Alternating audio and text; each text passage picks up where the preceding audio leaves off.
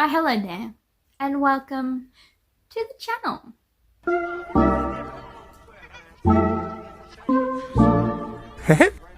Welcome back to the Fully Booked Penguin channel. My name is Hannah. For those who don't know, I'm not actually called Fully Booked Penguin. Very strange, but now on the channel I have been known to do vlogs and then book related videos, but I do actually dabble in the writing scene as well. Of recent years that has been a bit more difficult due to the fact that currently I am a chronic illness girly, and that is going to be the way it is for the foreseeable future, unfortunately. So while we deal with the chronic illness, I am currently in immense pain, but how is that any different from normal? To fill in the alone, sometimes lonely days, I, of course, read, vlog, video editing, and then I also do writing.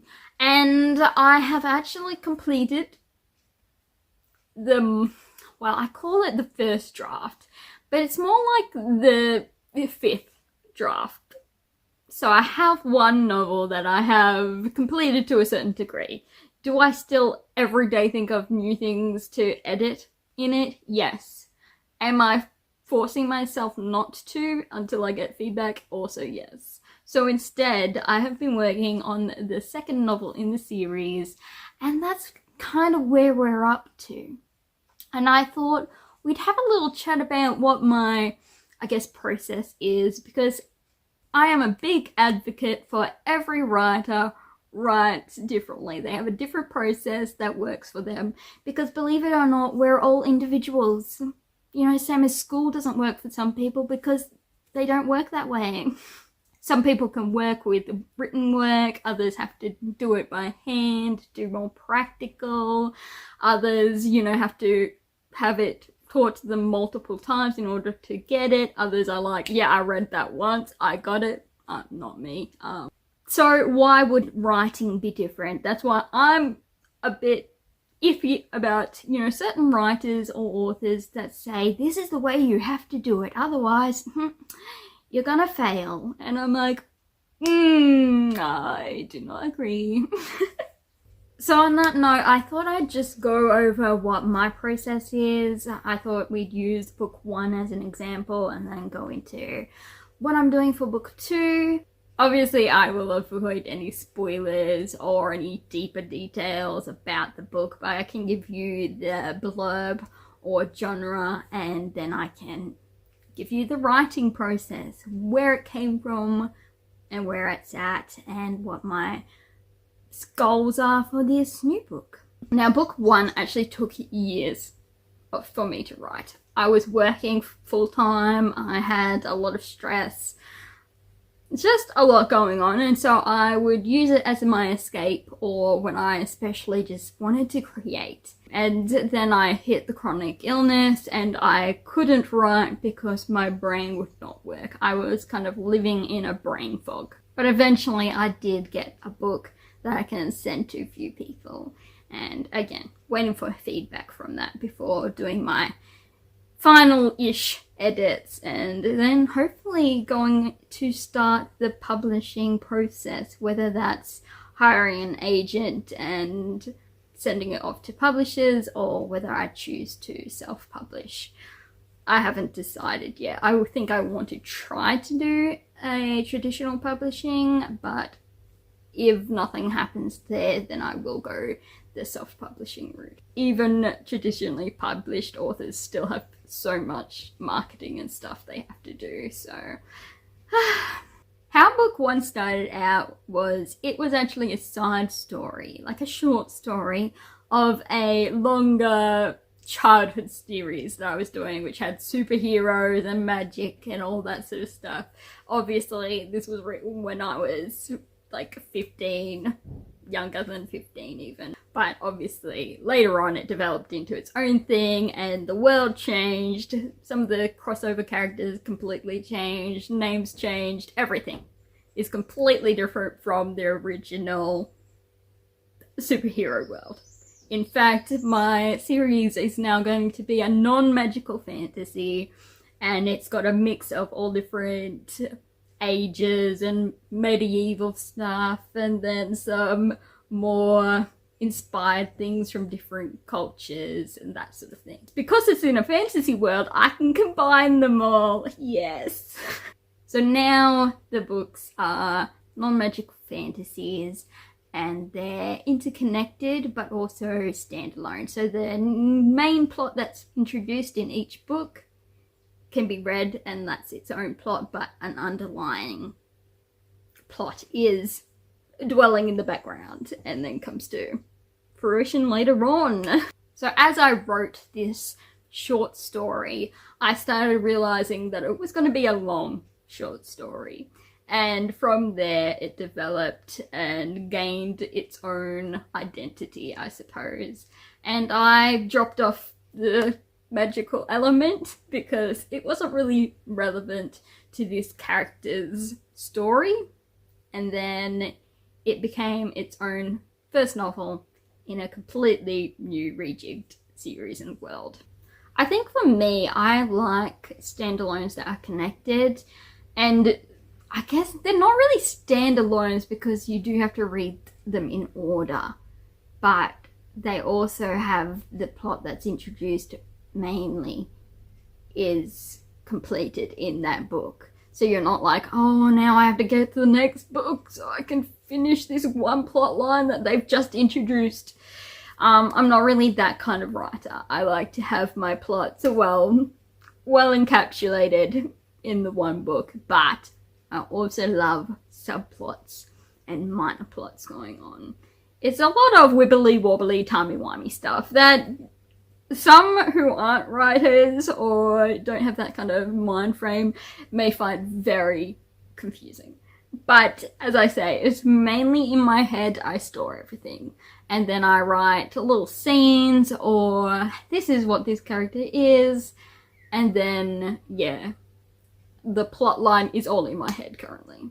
I think for me, subplots are some of the best plots. Like undercurrent plots or little side character stories that I have interwoven with the main thoroughfare. That's some of my favourite things to work on.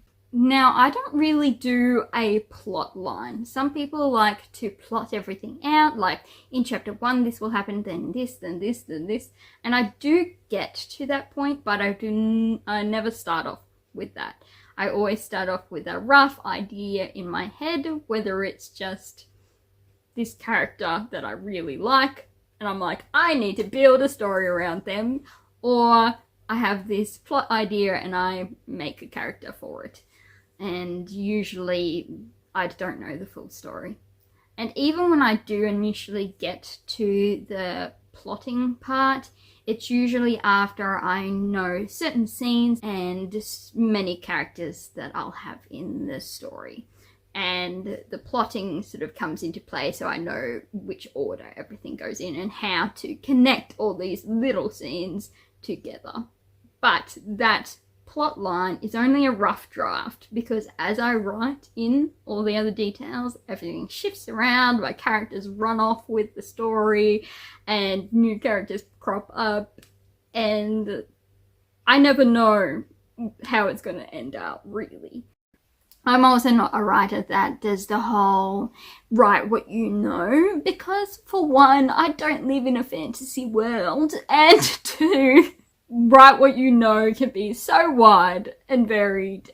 I may not have lived any of it, but I can know about certain things.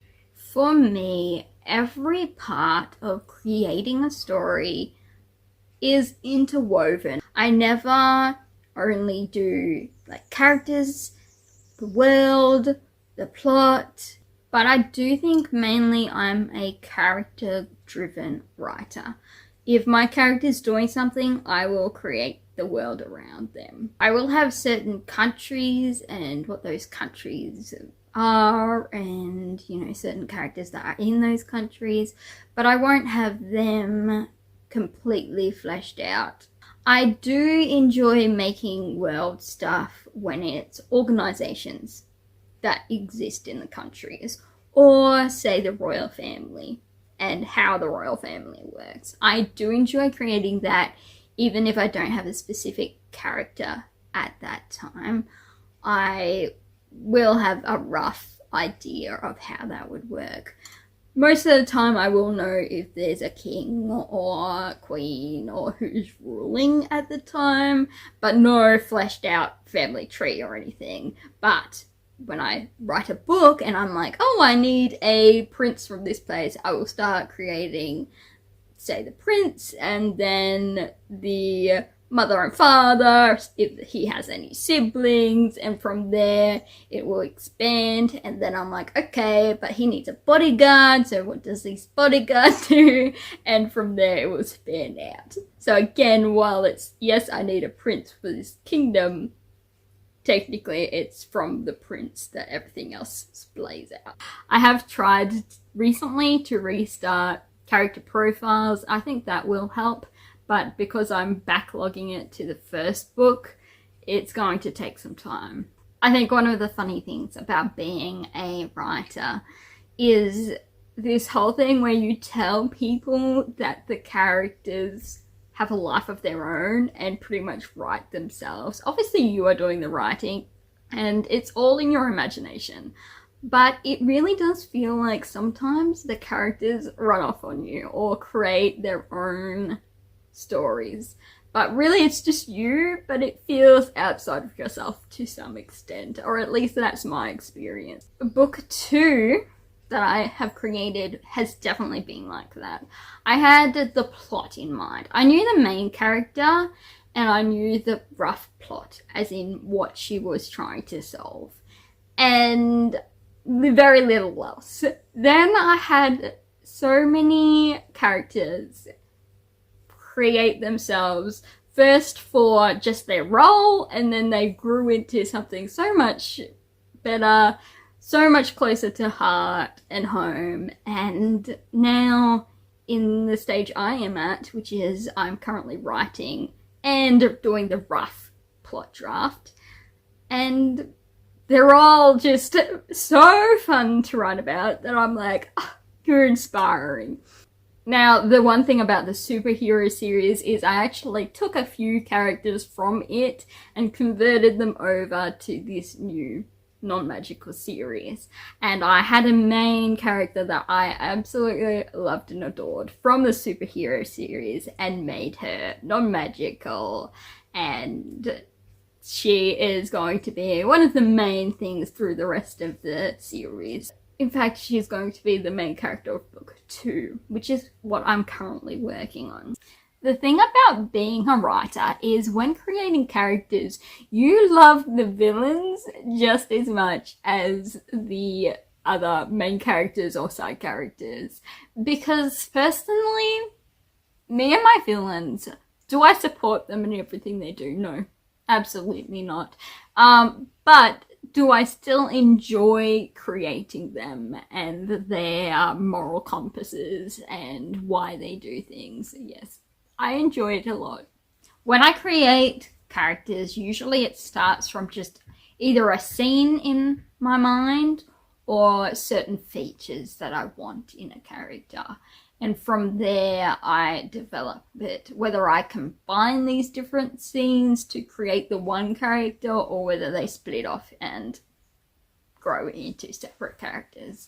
As I've personally matured, my characters and my ability to create different kinds of characters has also developed.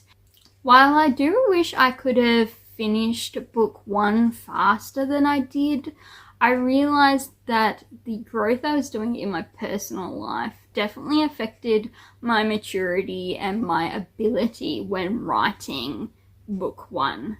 Because my characters actually thrived on the new, I guess, perspective and knowledge that I personally had.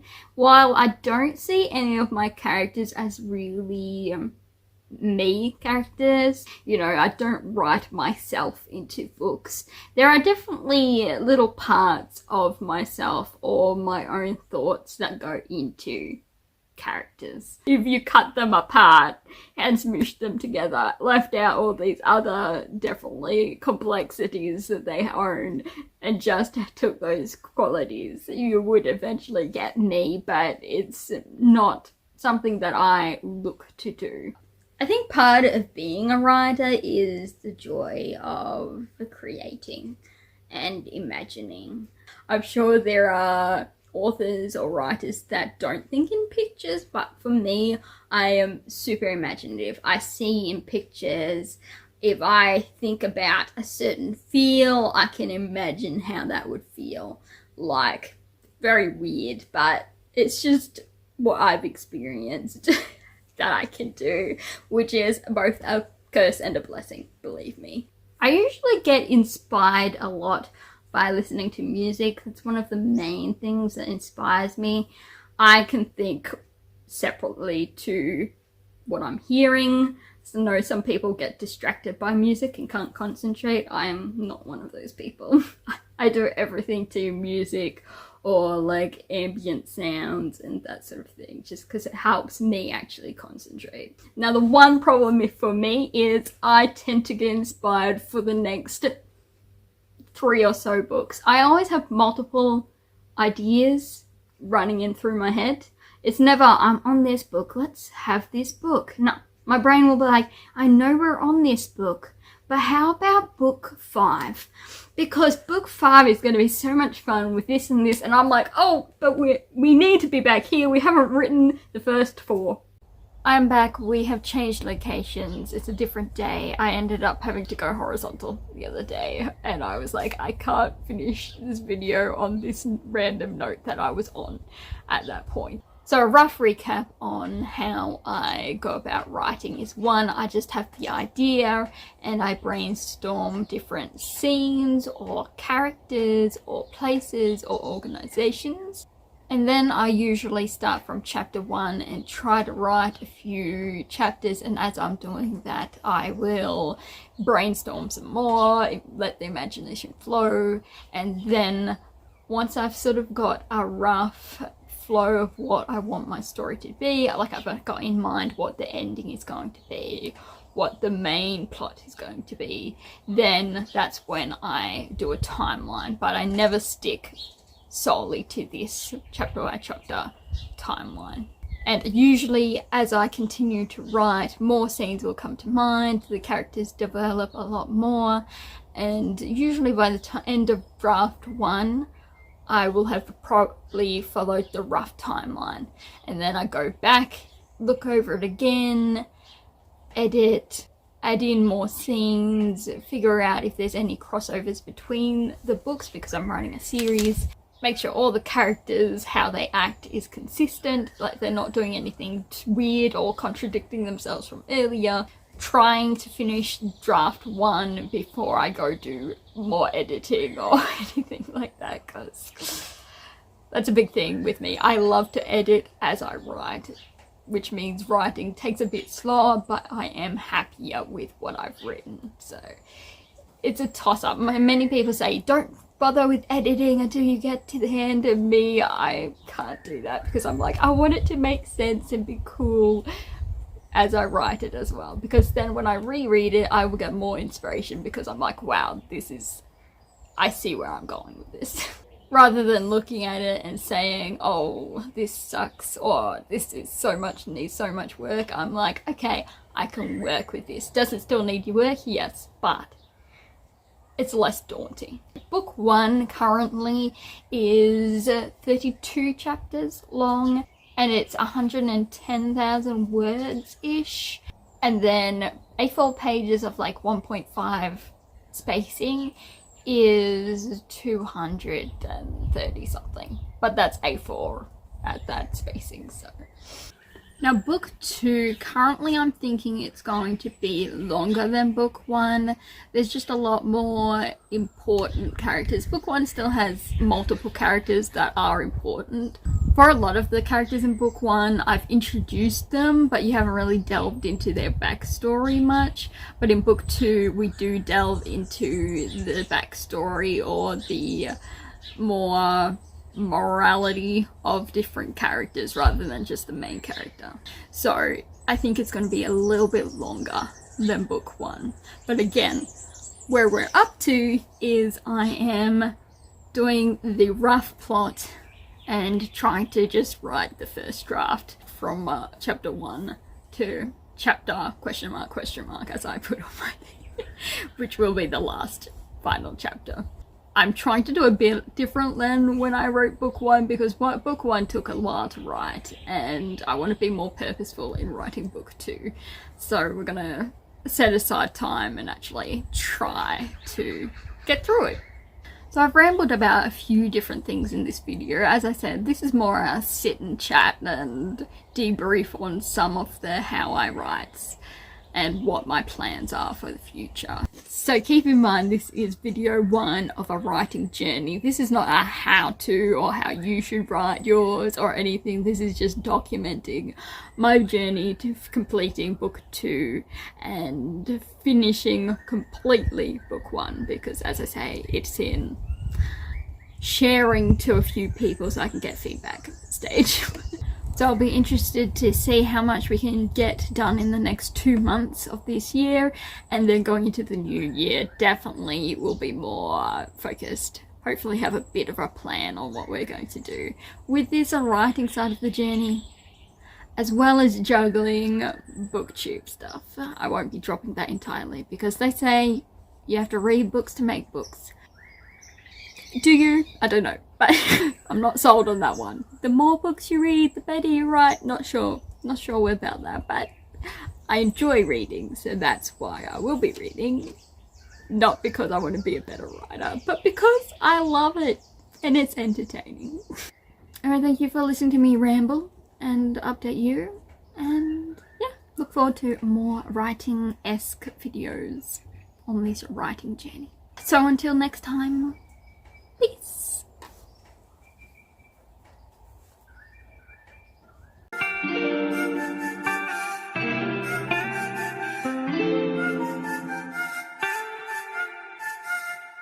티니 로그